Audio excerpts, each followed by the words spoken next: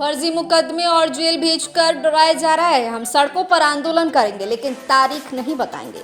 Samajwadi party के पूर्व विधायक दीपनारायण सिंह यादव ने समाजवादी पार्टी के राष्ट्रीय अध्यक्ष के निर्देशन पर झांसी जेल में मुलाकात करने के बाद प्रेस को संबोधित करते हुए दल ने बताया है कि सरकार फर्जी मुकदमे दर्ज कर जेल भेजकर कानून का माखौल उड़ा रहा है। लोगों में डर भय पैदा, इसलिए सरकार की गलत कार्रवाई का खुलकर कोई विरोध नहीं कर पा रहा। उन्होंने कहा समाजवादी पार्टी सरकार द्वारा कानून के किए जा रहे दुरुपयोग के खिलाफ रणनीति बनाकर आंदोलन करेगी। जब उनसे पूछा गया आंदोलन कब होगा तो वह तारीख नहीं बता पाए। बुधवार को समाजवादी पार्टी के राष्ट्रीय अध्यक्ष अखिलेश यादव के निर्देशन में गठित टीम में शामिल जसराना के विधायक सचिन यादव, मैनपुरी के किसनी विधायक ब्रजेश कठेरिया, संजय पाल झांसी जेल में बंद पूर्व विधायक दीपनारायण सिंह यादव से मुलाकात की। इसके बाद मुलाकात करने के बाद विधायकों ने कहा कि सरकार आकरण सुनियोजित तरीके से समाजवादी पार्टी के लोगों पर जुल्म ढा रही है।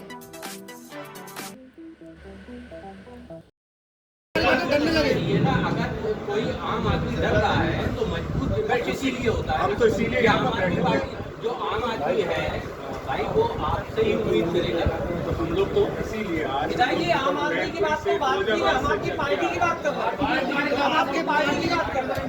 आम आदमी वो डर रहा है, यादव को जेल भेजा जाता है। 26 सितंबर को दीपनारायण सिंह यादव को जेल भेजा, 27-28 सितंबर को आपका अधिवेशन होता है प्रदेशी और राष्ट्रीय, जिसमें अखिलेश यादव सार्वजनिक तौर पे पूरी पार्टी के सामने ये कहते हैं कि झांसी के विधायक को जेल भेज दिया। 28 सितंबर से लेकर 10 अक्टूबर यानी 9 दिन पार्टी सब इस बात का इंतजार करती रही कि हम डेलीगेट बनाएंगे, तब डेलीगेट भेजेंगे और इस बीच में मुकदमे हो जाए। एक क्वेश्चन आपने कर लिया देखिए, जब आपने जो डेट बताया आपको ही पता है, आप तो बहुत ही वरिष्ठ पत्रकार हैं। 26 की आपने बताई, अधिवेशन का आपने बताया कि उसमें राष्ट्रीय अध्यक्ष जी ने बताया। उसके बाद 2 तारीख को हमारे संरक्षक, हमारे नेता धरतीपुत्र मुलायम सिंह जी 2 तारीख को एडमिट हो गए। तो हम सब लोग की संवेदनाएं हॉस्पिटल की तरफ हम लोग जाने लगे। उनसे आखिरी समय था तो हम लोगों के ऊपर उन्होंने जो संघर्ष किया है, तो हमारी सब लोगों की इच्छा थी, सारे समाजवादी पार्टी के लोगों की, आम जनमानस की, तो आखिरी दर्शन उनके कर ले, हॉस्पिटल में जाके उनका हालचाल जान ले। तो हम सब लोग दिल्ली की तरफ जाते रहे उस दौरान, क्योंकि हम सब लोग शोक की लहर हम लोगों के अंदर थी, क्योंकि उनका आखिरी समय था।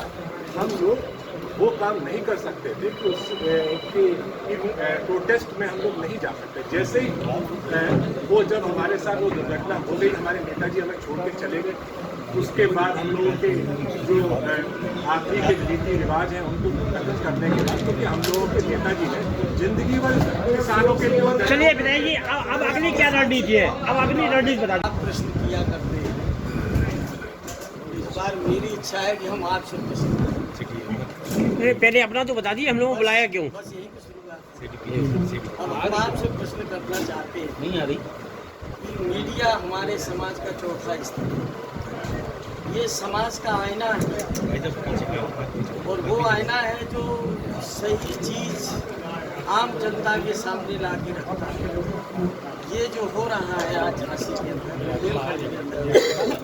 वो तो कई जगह प्रदेश में रहा है, लेकिन कम से कम यहाँ पर जो हो रहा है वो कम से कम आपके माध्यम से जनता के बीच में स्पष्टतः जाना चाहिए। वो सारी बातें निकल के कम से कम जाना चाहिए कि किस तरह सरकार अकारण और सुनियोजित तरीके से निर्दोष लोगों पर जुल्म ढा रही है।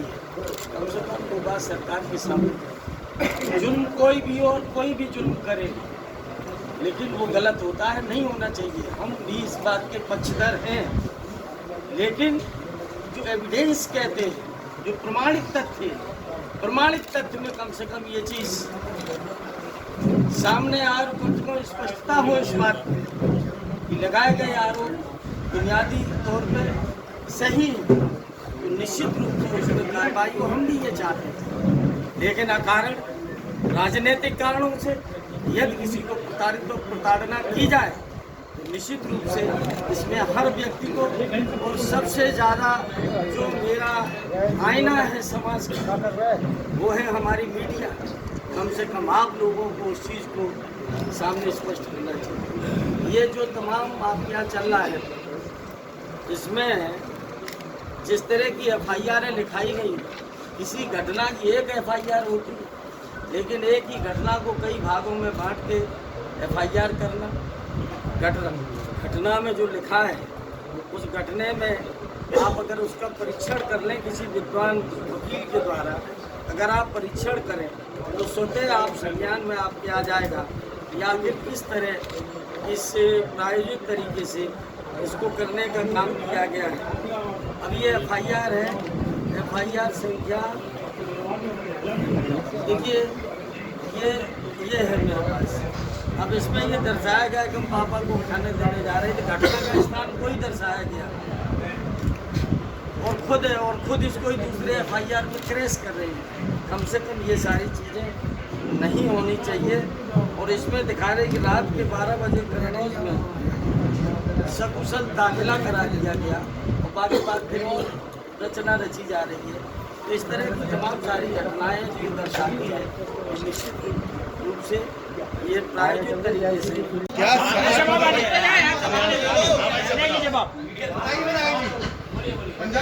सबसे पहले तो मैं अपने सारे पत्रकार भाइयों इस बात का धन्यवाद करें, आप लोगों में जोश दिखाई दे रहा है और आप लोगों का जोश हम लोगों में भी आ रहा है। दूसरी बात, आपने जो सवाल किया, आपका जो सवाल किया बहुत ही उचित सवाल था और उस सवाल में सारे हमारे आंसर छुपे थे। आपने हमारा सवाल भी किया और आपने भाई के नाते उसके सारे जवाब, हमारे सारे पत्रकार मामले आपने सबसे पहले कहा बहुत अच्छी बात की कि माहौल डर का है। समाजवादी पार्टी का कार्यकर्ता डरा हुआ है। समाजवादी पार्टी का कार्यकर्ता अलग से बन के नहीं आता, वो इन्हीं जनता के लोग हैं। किसान होते हैं, मजदूर होते हैं, गरीब होते हैं, वो जनता के लोग हैं। समाजवादी पार्टी का कार्यकर्ता के कोई एक अलग वर्ग नहीं है। तो उन्होंने आपने कहा डर का माहौल है, वो आपने बिल्कुल सही कहा, क्योंकि जब गलत कदम लेने लगता है जिस पे हम लोगों का विश्वास हो, पुलिस प्रशासन पे जिस पे हमारा विश्वास हो, जिस पे हमारी न्यायपालिका पे विश्वास हो, सब पर विश्वास हो, हमारा विश्वास कहीं ना कहीं टूटने लगता है। डेमोक्रेटिक कंट्री में, संविधान में जब हमारा विश्वास ऐसा डगमगाने लगता है तो डर का माहौल आता है। वो सही बात है। आपने दूसरी बात कही कि कार्यकर्ता नहीं, आप लोग विश्वास रखिए जिस दिन समाजवादी पार्टी आंदोलन करेगी तो लोग सड़कों में दिखाई देंगे। आपने देखा भी होगा जिस दिन सड़कों में दिखाई देंगे,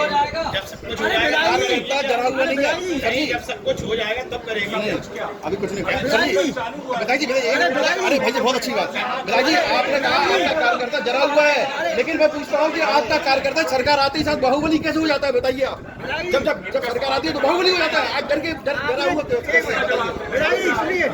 अरे मेरा सवाल सुनिए।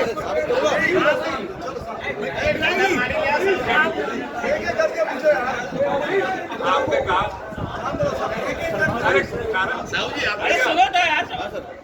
सरकार आते ही बाहुबली हो जाता है, अब डरा हुआ है, फर्क क्यों दो? आपने कहा सर, मैंने आपकी बात को एक्सेप्ट किया। आपने जो बात कही उसको मैंने एक्सेप्ट किया। 2012 में सरकार बनते ही पत्थर पिटी गई। देखिए हम पुरानी बातों पर नहीं जा रहे।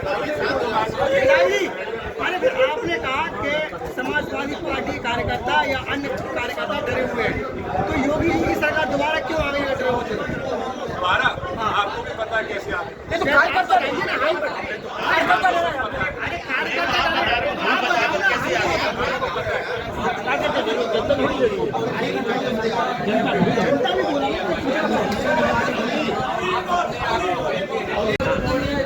हालिया रणनीति बता दिए।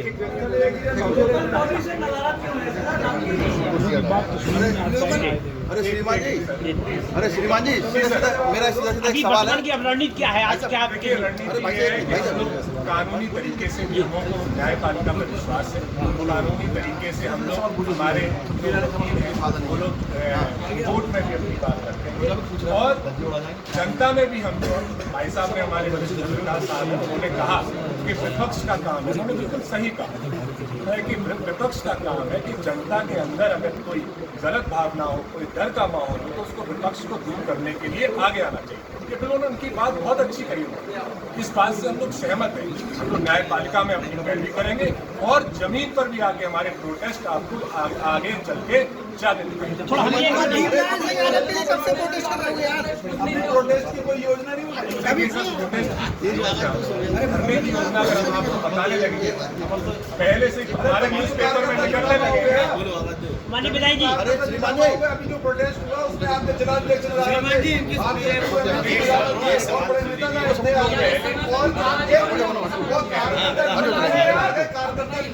अरे भाई साहब एक मिनट रुक जाओ जरा। माननीय अरे विधायक जी, माननीय विधायक जी मेरी बात एक मिनट भाई एक मिनट जाओ भाई साहब।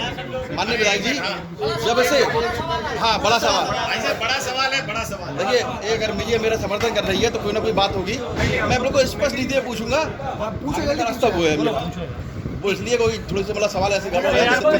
श्रीमान जी ये बताइए, जब से योगी बाबा जी की सरकार आई हुई है तब से मैं देख रहा हूँ कि समाजवादी पार्टी लोग कहीं ना कहीं जरे हुए तो लगते हैं मुझे, या डर का माहौल बना हुआ है। लेकिन मैं देखता हूँ कि जब आपका कार्यकर्ता उसके ऊपर मुसीबत आती है, यहाँ पर गुलशन यादव है, पंजाब यादव है, छोटे छोटे हैं, तो बेचारे जब पीड़ित होते हैं तो बड़े बड़े नेता तो आते नहीं है, ना कोई विधायक आता, ना उनके समर्थन में कोई सांसद आता, कुछ भी ऐसा नहीं होता है। तो आज जो मान लीजिए अब जो इन विधायक जी के संग में जो दिक्कत आ रही है या जो समस्या आ रही है उसको लेकर आप लोग जो मीटिंग कर रहे हैं, तो क्या आप लोगों ने छोटे कार्यकर्ताओं और मतलब इतना सब होने के बाद भी एक व्यक्ति भी भिलाई पे चौराहे पे बैठने की किसी की हिम्मत नहीं हुई?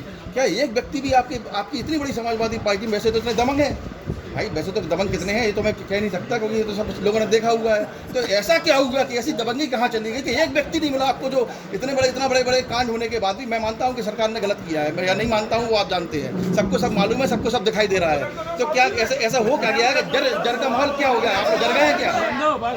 बताइए, आप लोग डर गए हैं क्या कि दबंगी खत्म हो गई है? जब सरकार आती है तब दबंगी